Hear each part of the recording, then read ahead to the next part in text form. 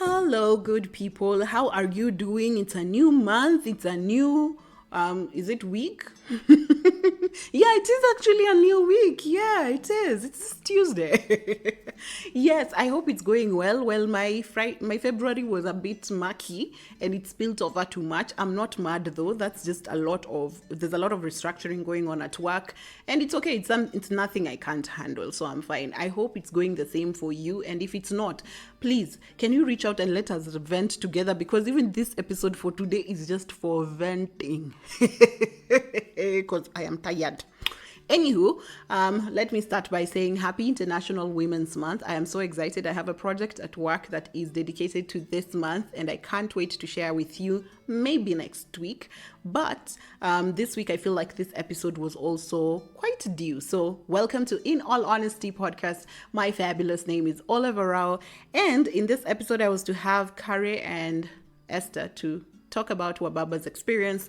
And yet again, it has not happened. Please bear with me.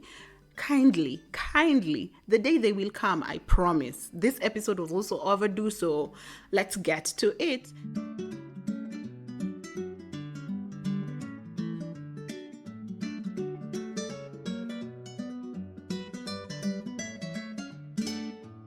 I don't know how to name this episode, but I feel like money, relationship, trauma, all that. By the time I'm editing, I'll have found a name for it.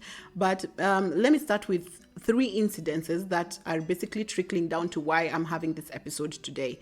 First of all, I'm going to start this episode by saying not all women receive money from Wababas, and not all women have eaten Wababa's money. I was talking to someone last week and they were just like, oh my goodness, I'm also just living under the shadow. And sometimes, like earlier on, a few years back, I'd be embarrassed about it because everyone was just like, your mbaba sends you money, your nani sends you money. Me, I've always been like super independent woman taking care of all her business, And I'm just like, where do you get these people who just randomly send you money? And how do I begin my prayer for me to get people sending me money? Because honestly, I am super broke sometimes and I do not know where to begin. I just feel like I need someone in my life to just call me up and be like, Ebu, check your M-Pesa. Today you can cooler lunch with that 10K. I just want that. But it doesn't happen for all women, I know. Why I'm saying specifically women is because I've heard this statement so many times, where huwezi sota weni dem. And this I hear from so many people, even people that I don't know. So someone can invite you out and then you tell them, ay banami, I cannot make it. I don't have the money to sustain myself outside with that sort of activity right now. And they'll be like, ay, weni dem, wezi kosa place ya kutoa do. Well, side hustle haijalipa, salary pia iliisha. So ukisema nitatoa do, I don't understand where you mean I want to get money from. Okay. So it's not all chicks who get money like that. So I need you to understand that so that the rest of us are not suffocating under that notion that women will always have money because there's someone sending them money. And also for family and friends, it also gets more personal because imagine me. I've worked my ass off every single day. I'm waking up, I'm working. And then someone random will just see you do something significant with money. Sometimes it's not even significant. Like, what would you buy? Say you buy a microwave and someone will just like, you're labdali tumeona mbaba. My friend has experienced this where she lost her job and was able to sustain her rent for a couple of months before she got the next job. And people were just like, that's a mubaba. There's a mubaba paying that rent.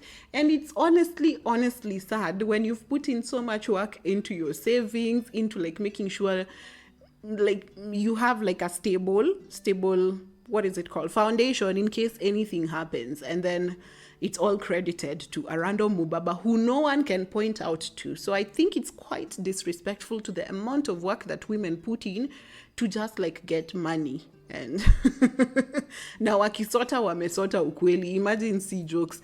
And I tell people a lot, I'm not scared about kusota mimi. Mimi naeza kaa kwa nyumba hivi na 30 bob and I'm still vibes and inshallahing like nobody's business, But The problem comes in when I have to leave the house with that 30 bob of mine. Hey, I feel mucus, I feel sweat, I feel blood, I feel tears, I feel diarrhea, I feel everything. So this episode will trickle down to that. The trust issues that I just have. It doesn't matter how good of a friend you are to me. We could be besties. You could take a bullet for me. I could trust you with my everything. But just leaving the house and having to trust you with being the one to take care of all the money expenses that will be needed during that day while I just sit still is a little difficult for me. And I don't know where like that trust issue emanates from. I'm trying to work and see where we'll get to with that. And with that experience now, here is the thing. I had 3 experiences that I feel inspired this episode. So the first one was Becky. Becky is a beautiful girl who runs an initiative called, it started as Trapped in My 20s, and then it evolved to Trapped but Thriving. Oh, beautiful, beautiful. I loved it. Is it Trapped but Thriving? Am I 20s but Thriving? Trapped but Thriving. I think I love where it's going, where people just share their experiences in their 20s and how they've evolved and how it's working out for them. And it's beautiful because I feel like the most storm-filled part of your life is in the 20s, where you haven't figured out shit. Everyone in around you is the voice of reason in your head. It's a lot. And usually no one knows where they're heading to, and there's like this clock for when you get to 30 you must have when you get to 30. So there's that pressure, but you have to you get to 30 before realizing that was nonsense. You can achieve what you want even at 50. So 20s was really hard. Anyway, Becky hit me up sometime last week and was like, "Hi Olive, how are you doing?" Of course, I'm a horrible communicator, so I texted back 2 days later and I was like, "Hi Becky, I'm fine. How about you?" And she said, "I was just checking up on you, that's all." Now, I love Becky. I trust Becky. And I know she's a clean, beautiful heart. But the conditioning in my head still tells me that she is buttering me for something. And honestly, she has genuine intentions of just checking up on me. So you see where this trauma is going. You see where I was battling with how to name this podcast episode, okay? Let's get to the second incident. The second incident happened a couple of weeks ago where I was just like reacting to IG stories, and I reacted to one of my friends, and then we started chatting on DMs. And I think Sijui, he was just telling me random things, and me, I'm also telling him random things and stupid things because we don't discuss anything functional in our conversations. So he then tells me, I think he's finishing his food. Akaniuliza kama nimekula, but maybe the punctuation or something, I might have missed it. But I remember replying to it because I must have given us a stupid answer. I am not the kind of person to have an appropriate functional conversation with, because that won't happen. So I probably replied something weird, like maybe nimekula njaro or something. So he I think he texts like 2 minutes or 5 minutes later and tells me umepata. Now with a question mark. Now I'm like, okay. Tulimaliza ile conversation kitambo, hii sielewi ni anini. So then I ask him and he says he sent me money for food. So now I'm confused. I go and check my phone. So my Safaricom line is in a different phone. Business nini. I don't use it much. So I check the phone and I actually find there was money that was sent to me, and I'm just like, okay. And he says, no, that's just like random money. You eat or buy whatever. So I was confused for a whole, and he had to explain. He was like, I am not gonna ask anything of you. I literally randomly just sent you money for food. It happens. He sends people money for food, okay? And this has happened with him before, where we went out eating, and when I asked him for my half of the bill, he said, I don't know, he was escapist about it. And so that incident, I still remember it to date. I think I even still remember how much my half of the bill is. And now he sent me food money. And my first instinct was, I need to make sure I have this money intact. If I use this money, I need to make sure I have this same amount set somewhere ready. In case this person ever asks me of something and they want to link it to this money, I can return the money to them very quickly. You see the trauma I'm talking about? Yes. Incident number 2. Incident number 3 happened now a couple of weeks, maybe a month ago. My dad was in the city. Now I helped him out with a couple of errands, and then I set him on an Uber, and then I sent him back home. So he calls me, I think 2 days later, and he's like, kwani hii Nairobi amna adabu? You can't even call to say thank you for the money. And I'm like, what money, daddy? If you call me and if you send me money, you need to call me and tell me you sent me money. I don't expect money from people, daddy. And he was just like, whoa, lolo, unaishi kama mimi. Hata mimi, I just know, if I see any notification, it's money coming out of the bank. It's never been that it's me who's receiving money. And I think from that incident, I also learned that, so I never check that phone. So if you send money to my M-Pesa, you literally have to tell me, because that phone is usually somewhere around. It's a spoiled phone. So you have to call me now on my main line and tell me, Olive, I've sent you money, check. Otherwise, me, I don't expect money at all. So you see in these 3 incidences, what we pick up is that I don't expect any sort of like genuine good intention. What is it called? Genuine intention to check up on me. I don't expect that. And I'm not sure what this is a response to. I just know that if I see a notification, most of the time it's people wanting things from me. I don't expect people to just call me and say, hi, Olive, how are you doing? I don't expect people to send me money if it's not for something. Most of the time, if someone sends me money, it's for an errand. It has to serve a purpose, you know? So I don't know what kind of response that is, but I also wanted to just share, just in case there's someone else who's going through the same thing, because I know someone who's a very close friend of mine who also feels the same. And sometimes, guys, it's not even monetary. Sometimes I don't have money, so it's not that like people are calling me to ask for money all the time. People call me to ask for like information about something, to ask me for a tutorial about something, to ask me how to do something. Most of the time, no one ever calls me to just, hi, how are you? And sometimes people call me to go out to some place. And if you hear me hesitate,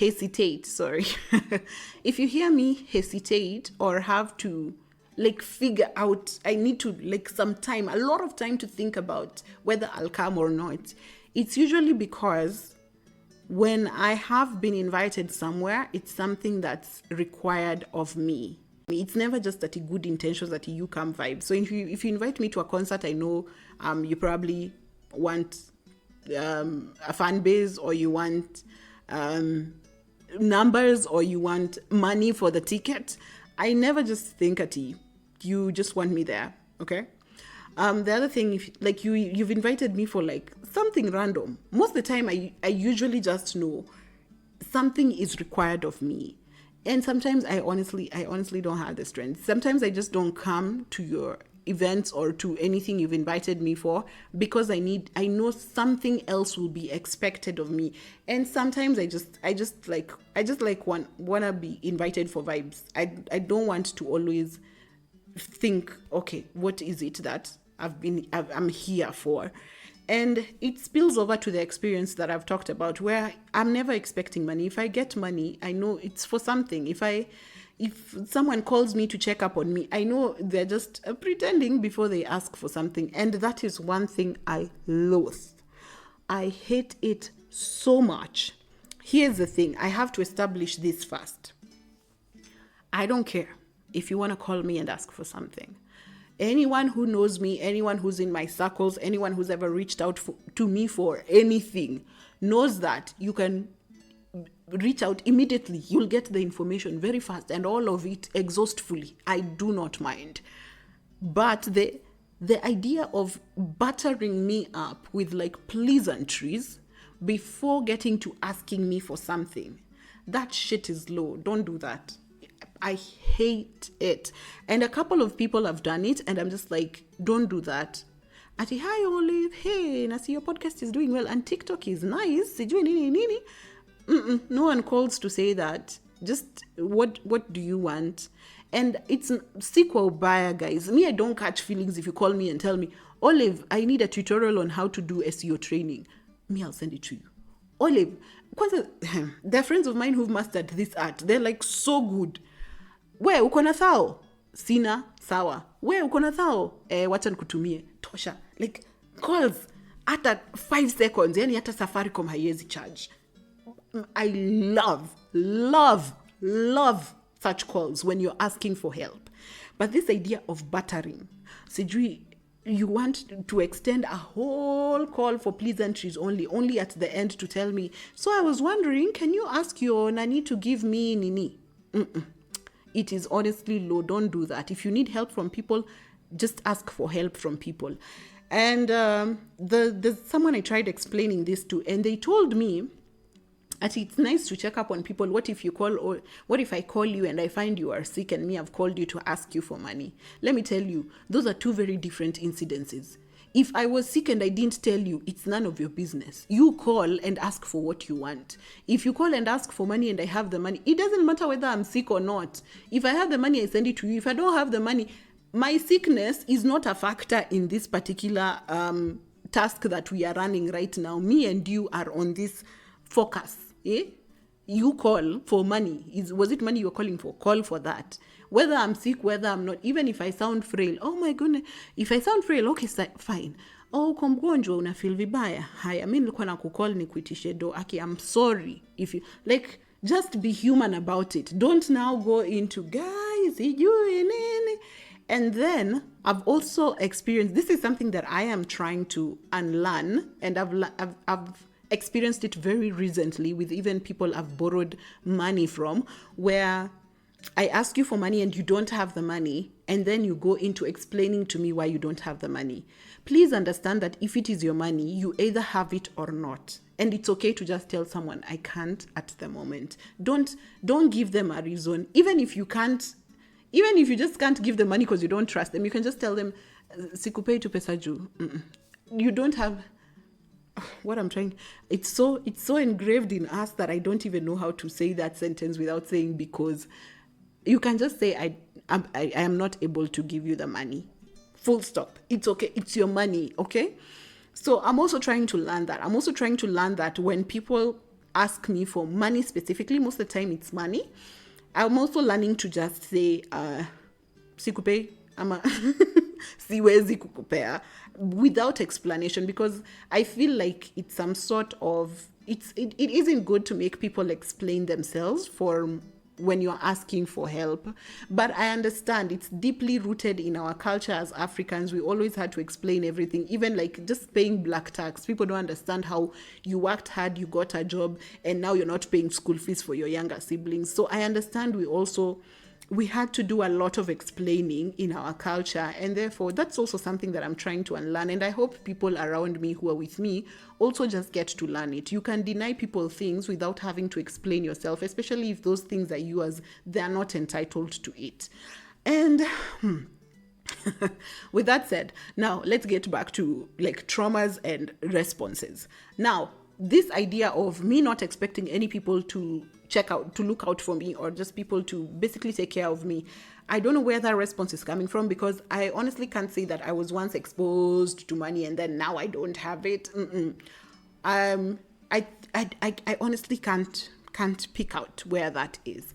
But if you're also someone who like goes through the same thing, just let me know, because now we are suffering in this era of people don't believe you're broke. You're working your ass off to get like that little money so you can at least live the lifestyle that you want, and everywhere it's just a hurdle. And then there's also this entire anxiety of you can't be outside when someone else is taking care of the bill. I honestly, I swear, if you know me, you have to be like in my inner circle for you to have known this. But if you know that I've left the house without money, and then you see me in a social space,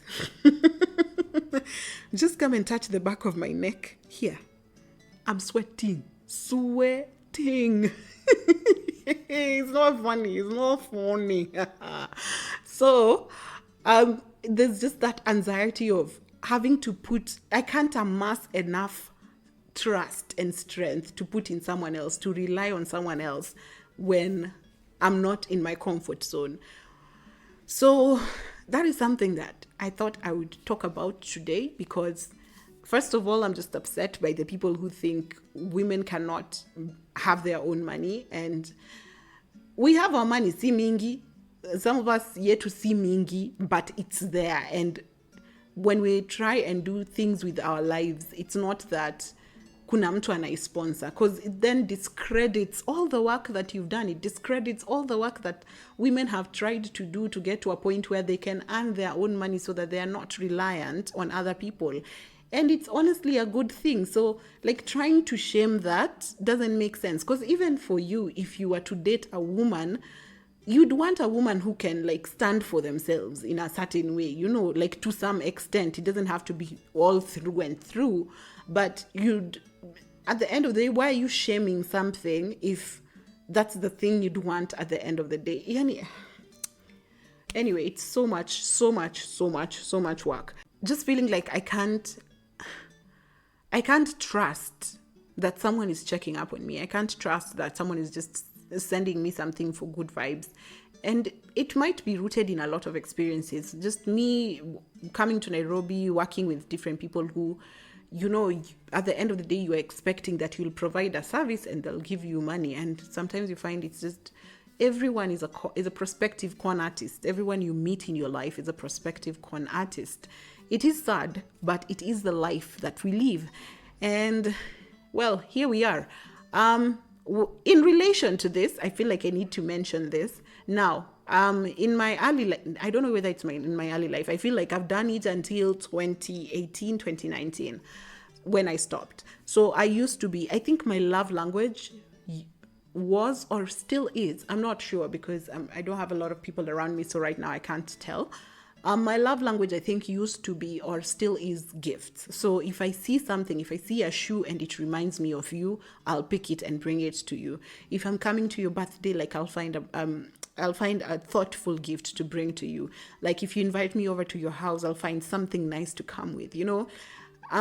But I realized that all through this period of my life, especially my dating life, I have gifted so much, but I can't show any gifts that I've been given. Okay? So when it got, I think in 2018, 2019, I think I got to the point where I started this self-awareness journey where I wanted to improve myself. I wanted to make my boundaries stronger. I wanted to be my own security before I could trust other people with my security. And so while I was working on that, I think I started cutting off things when I tried to be like a secure space for myself. And one of the things was like, I won't give what can't be reciprocated. And one of them now was gifts. And I'm sorry for people who came into my life or people who I interacted with during that period, because then I went completely cold. Yet, like, you'd call me to your house, I'd come the way I am. Like, here, receive me as I am. Jesus said in the Bible, we come like this. So in that period when I was trying to work on myself, and I didn't know, you don't have a manual for that.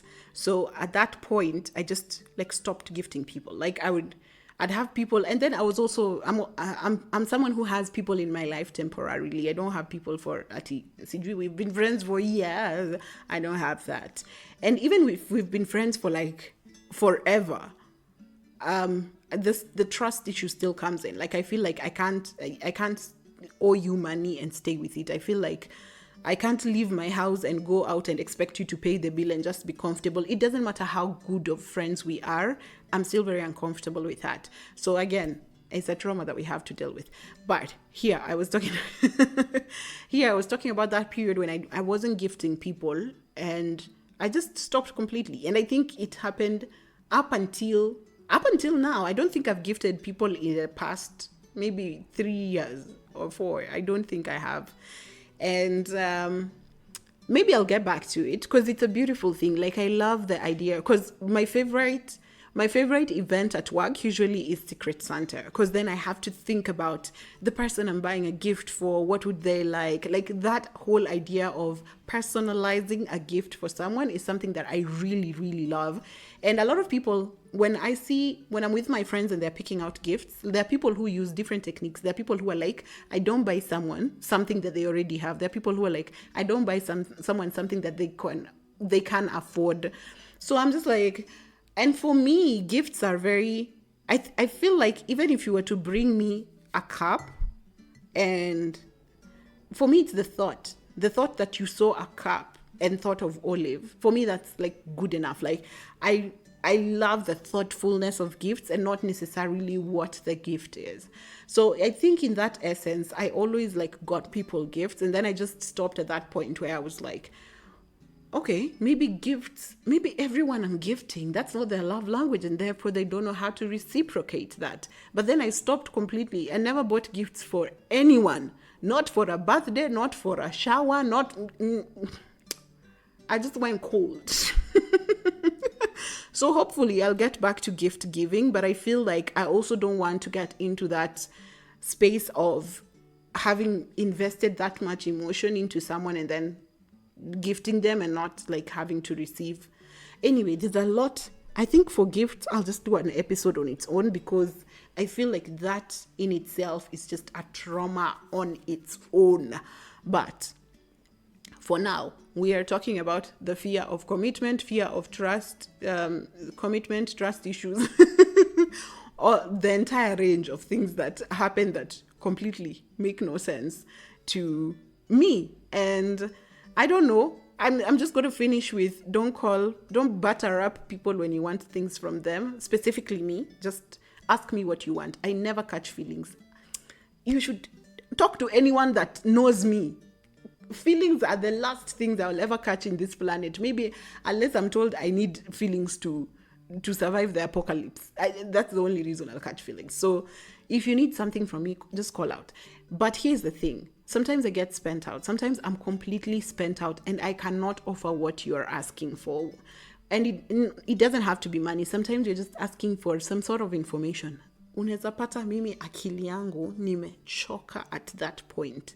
Na si kwa ubaya. When I get the strength, I will get back to you. But if I'm not able to, I will also communicate. I'm also trying to learn to communicate that. I'm just like, Leo, you're asking for this, but me, I'm not in the mental space. Can you ask someone else? Or if it doesn't have a timeline, can you wait until I'm better and then I'll get back to you? So long as it doesn't have a deadline, it doesn't cost you money, I'll try. So sometimes people are spent out, and it's okay if they don't respond or if they don't give you what you want. That is fully okay. All right. I think that's the end of our episode. What are the takebacks, lessons? Yeah, whatever. I hope someone else shares this experience. I hope someone else understands and feels encouraged that they're not the only one who haven't eaten Wababa's money. Tuko wengi, and people who are stereotyping women for basically just being women to have had money, it makes no sense for us. Okay, guys, bye. I'll see you next week. I love you, but I gotta leave you until next time.